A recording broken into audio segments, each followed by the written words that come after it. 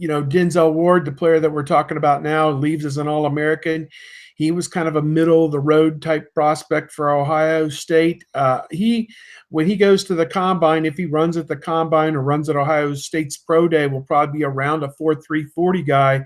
And with his size and what he showed, basically the last 2/3 of the season, he blotted out the sun for the opposing receivers. There wasn't a whole lot there for him. So he was a guy.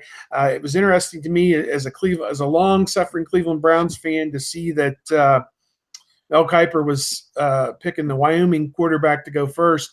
I got to tell you, I was on the field at the Cotton Bowl, and to see some of the throws that Sam Darnold made under pressure, as you said a moment ago about the Haskins throw to Mack in tight windows where only his guys could get it.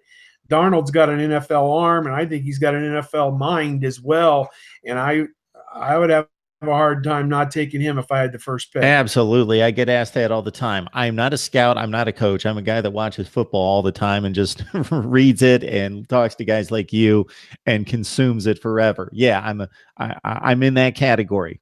Not an expert, but man, Sam Darnold, you can't look at, kept hearing 7 points against Ohio State. Man, the line play in that game on both sides of the ball favored Ohio State by significant margins, and that's why they won the game. He didn't have much of a chance in that one, but man, he's got arm talent and he's mobile. He's a big guy, but he's mobile. Great combination, like a young Ben Roethlisberger that could run fast and is just huge to try to bring down.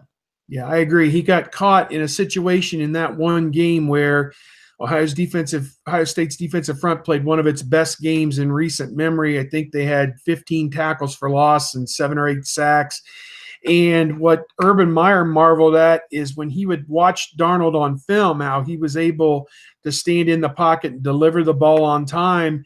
And he said basically after the first quarter, after Ohio State had gotten to him several times, that Darnold was no longer setting his feet. And obviously everything I did not play football at this level or at any level, to be honest with you, but I know this from Jim Tressel, who was a quarterback guru in his time, so to speak.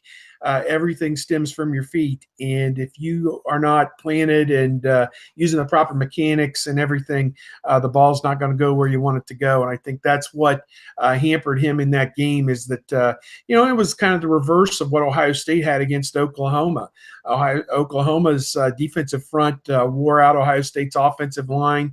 And, the more physical team is going to win these games 9 times out of 10. I mean, there could be a fluke in there somewhere where the team that's not. That's why when you see a Big Ten team, Purdue even line up against a Mid-American team, Ball State or somebody, they've got that advantage across the line with the physicality, and that's what generally shapes the game. So I'm going to take something that you said, and sometimes I have to explain this because people will just jump on myself and my guest, and I'll hear all sorts of comments. Yes, you can find some Brett Favre throws where he is completely off platform, slinging the ball from his hip. Pat Mahomes, the current Kansas City quarterback, yes, there are exceptions, but you don't live and breathe consistently quarterback play like that. Exactly. Make plays and win NFL games without being mechanically sound. It doesn't happen. No question. Good conversation with Steve Hellwagon. You can join him as the Big Ten senior writer for 247 Sports and also bucknuts.com. That's the 247 platform for Ohio State. Steve, we always appreciate the conversation. All right, Mark, take care. We'll see you next time.